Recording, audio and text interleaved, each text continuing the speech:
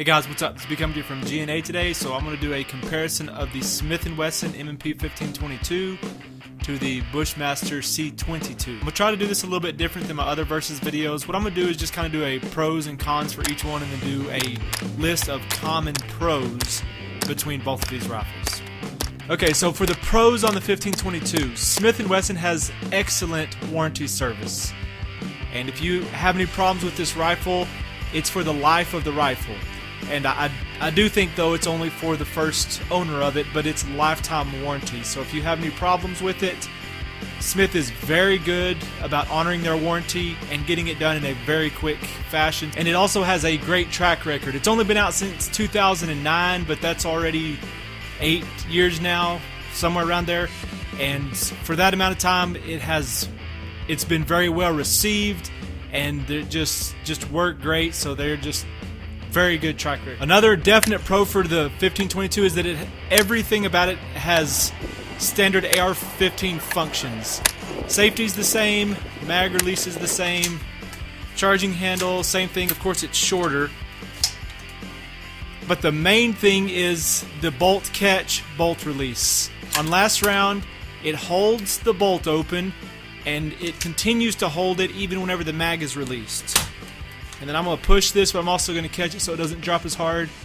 But I can just push the bolt release here, and it lets the bolt go. You can pull it back, catch the bolt, and it holds it. That is a definite huge plus right there, that is fully functional like on a real AR-15. Another plus for the 1522 is that these magazines are very good. I like them. They have this little assist here deal. You have to know how to use that properly really to get the best out of it. But they're just very good, high quality magazines, and with that little assist right there, I really do like the mags. Another pro to the 1522 is that there are tons of people who own this rifle, and the more users have it, the more forum help that you can get. Basically going online, going to different forums, and being able to get help whenever you have some kind of an issue. You will not lack for being able to find other people who own this who can help you through any little problems that you're going through. Okay, and now for the cons on the 1522, and there's really not many. The only thing that I could really think of is that it has a polymer upper as well as a polymer lower. The polymer lower doesn't bother me as much, but the polymer upper is definitely a con, I believe. Although I know I've seen people shoot 15, 20,000 rounds out of these rifles and not have a problem. But if it does have a con, I would say that's it. Also, if it matters to you, it doesn't have a dust cover. And on both generations of the 1522, and this of course is a matter of opinion, but I like the handguard better on these two than I do on the Bushmaster rifle. First gen has this quad rail, and the second gen has this M-lock handguard. It does not come with this AFG. Okay, now pros for the Bushmaster C22. And the number one pro for this rifle is that it has a real AR-15 lower. So you can put any AR-15 upper on this. And I've had a 223-556 upper on it. I've had a 7.62 by 39 upper on it. And it works perfectly. And in fact, even the bolt holds those the bolts open on the full-size calibers. Okay, another pro for the C22 is that the mags are pretty good. These are just the standard Black Dog mags, and so they are very good, very high quality. I don't like them quite as much as the 1522 because the 1522 has that little assist there, although the new Black Dog mags have that also, but I still prefer the 1522's mags, but these are very nice. The one advantage for sure on the Black Dog mags is that you can get the mags that have the steel feed lips. So if you want to buy a rifle where you really want it just to last for a long time and not have to worry about replacing different things, on that 1522 with that polymer mag and polymer feed lips, if you run it a ton, you're going to wear that mag out, the feed lips anyways. Another thing is that these mags are the same mags that you would use if you just had a real AR-15 and you were just to put just a conversion bolt in it. It would use these mags, so you'd be able to exchange those if you wanted to. This is also the same mag that's used in the SIG 522. And so this mag is used in more rifles than just one, whereas on the 1522, that one's just used in that rifle. And another pro for the C22 is that you can buy parts directly from Remington / Bushmaster On the little manual that comes with this rifle, it gives you a number and it gives you the parts where you can call them up and order those parts very easily. Whereas with the 1522, it has great warranty service and you can send it in, but Smith doesn't sell those parts directly. Another pro, and this ain't a big deal at all, but this has a bayonet lug on it. And another pro for the C22 is that the rail on top of the receiver is actually made out of some kind of metal, whereas the rail all the way on the 1522 is polymer, so you don't have to worry about digging in and tearing up your rail here. And also the charging handle is made out of some type of metal, where the charging handle on the 1522 is polymer as well. And since this is a real AR-15, of course, it's just standard AR-15 stuff. So the receiver extension here is made out of metal, whereas it's made out of polymer on the 1522. Okay, and another pro for the C22 is that you can see here where this takedown pin goes through. This part is kind of beefed up and reinforced right here, where there's an extra piece of polymer that comes out to give a little bit more girth there. And then also on the C22, the upper that comes with this has a functional dust cover. The forward assist is completely cosmetic. It does nothing. Now, some cons for the C22 is that the lower is made out of polymer, but so is this upper receiver, except for this little rail cap on top. But the actual upper receiver is made out of polymer. And another con is, and I saw this on early reports whenever this rifle first came out, and it's been out for about 2 years now, that there were some reports of the actual polymer cracking in several places, where I've never really seen reports of that on the 1522, although I'm sure it's happened. I haven't seen that, but I've saw several of the polymer cracking on this. But like I said, I think that was earlier models, and I think Remington Bushmaster kind of corrected those. But I did have a guy on one of my videos where I showed me unboxing this, said he had one of these in his hands a few months ago at Gander Mountain, and as he was inspecting it, he said that he saw that this was cracked right here on this front pivot pin. Another con for the C22 is that it does come with this faux gas block up here, this front sight, but it does not come with the rear sight. So you've got to provide that or provide red dot or something like that, whereas the 1522 comes with a front and back sight. Now, some common pros between both of these rifles is you can put in any standard AR-15 trigger that you want to on these. You can put in on any AR-15 pistol grip that you want to. You can put on any AR-15 buttstock, although the C22 uses commercial size, whereas the 1522 uses mil-spec size buttstocks. And of course on mine I've put a Magpul pistol grip, Magpul buttstock. This AFG, it would come standard with the standard pistol grip and a standard buttstock like the C22. Both of them have standard threading for the muzzle devices, so that'll be the same 1/2x28 on those. Both of them have very good out-of-the-box triggers on them. The 1522 is about 5.5 pounds, and well, C22 is about the same thing, 4.5, 5.5 pounds, somewhere around there. But they're both good. Just feel like standard AR-15 triggers. And then to show you trigger pull, I'm going to put a snap cap in there.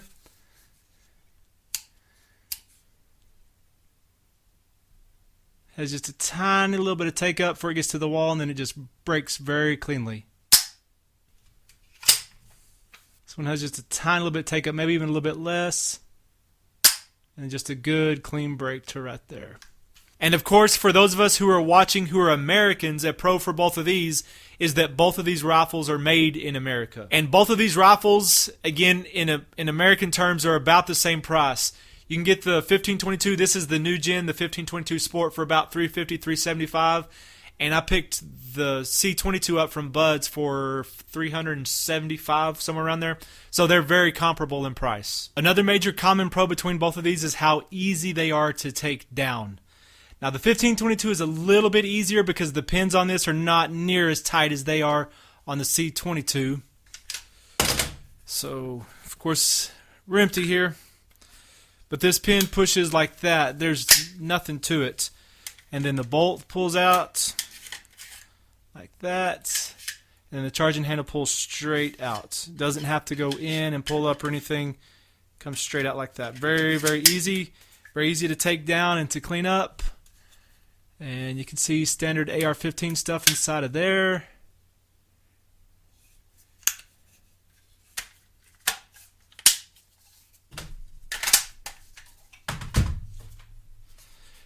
Now, of course, the C22 breaks down the exact same way, But on mine, this pin is so tight. There's no way I can push that out by just using my finger. Have to get something like this, get a pin or something that's not going to mar the finish.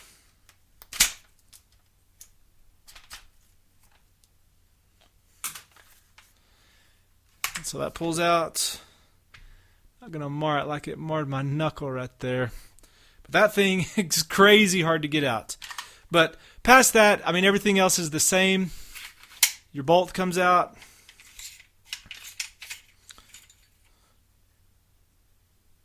Pull straight out. And the charging handle comes out very easy. You can get down to there. Now this charging handle does have to go up and in like on real AR-15.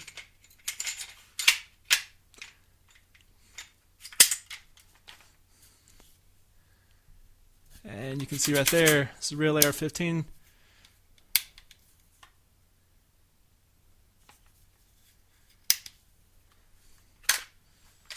Now the other question, the other main question is, what about durability and accuracy? And I understand that. I understand that that's something that people will be thinking about as they think about these two. Now, I have a degree in mathematics, and I'm not a genius in math or anything, but I did learn that whenever you're doing statistics, you really want a very, very large sample size. And even if I were to take both of these rifles out, and even with my other 1522, and I were to shoot 20,000 rounds through each one of them, that still really does not prove anything.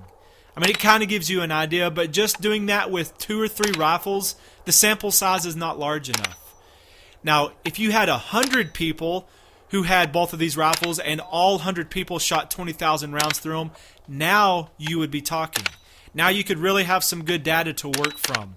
Because the problem is whenever you buy a rifle, you may have gotten the absolute best rifle that came off that factory line for the whole year. And then on the other one, you may have gotten the one lemon, the worst lemon that comes off of the line. And so there's no way to balance out that issue that you may run into. The way to balance that out is by having a large sample size. So I'm saying all that to say, from what I look at, now the 1522, like I said, has a good track record. It's been out for a lot of years. There's lots of forum posts where you can go and you can read about people who have them and read about their experience. And to me, that is a large sample size. And so that gives me comfort in knowing that there are tons and tons of people who have shot the 1522 who count on it and who just realize that it's a solid rifle. So the track record and the sample size is there for the 1522. The sample size is just not there for the C22. You can go on and find some people who have shot it, and you can find some good, some bad, mainly good though, from what I've seen. But there's just really not a large enough sample size to really speak about the durability of the C22. But as far as I can tell, and from what I've seen so far, it's not going to be like 50% of them are going to fail. I feel like it's a good, solid rifle, and that you're going to have pretty good luck with that rifle. Now, same thing goes for accuracy. These two are not made to be the most accurate. And so I'm going to say both of them are in the neighborhood of 2 to 3 MOA probably. Another common pro is that they both have solid barrels. There are some tactical 22s, and I've got a lot in my collection, where it's a barrel sleeve over a very, very thin little pencil barrel. These are solid barrels. Solid barrel. The barrels on these two 22s gives me confidence in these rifles. So whenever you boil it all down, really it gets down to this for me. On the C22, do you want to have a real AR-15 lower so that you can put any AR-15 upper that you want to on that? If that's a huge deal for you, that's definitely the way to go, because on the 1522, you can't put any AR-15 upper on this. It can only be used with this upper. So that's why I would go for that one if that's really what you want. If you just want a solid AR-1522, the 1522 is going to be your best bet probably, because it's got that functional bolt hold, bolt catch, bolt release. There are so many people who own this that you'll be able to bounce ideas off if you're having problems.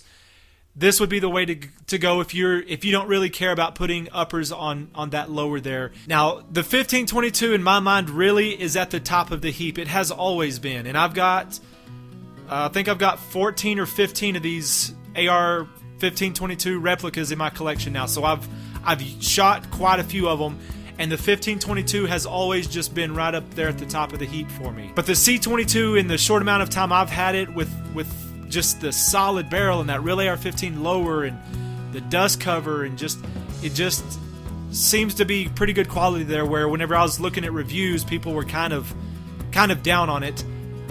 I really have gotten to where I like that rifle, and it is a very, very nice rifle. So I don't think really you can go wrong with either one of these. They're both very sweet. This is B Company from G&A today. Thanks for watching.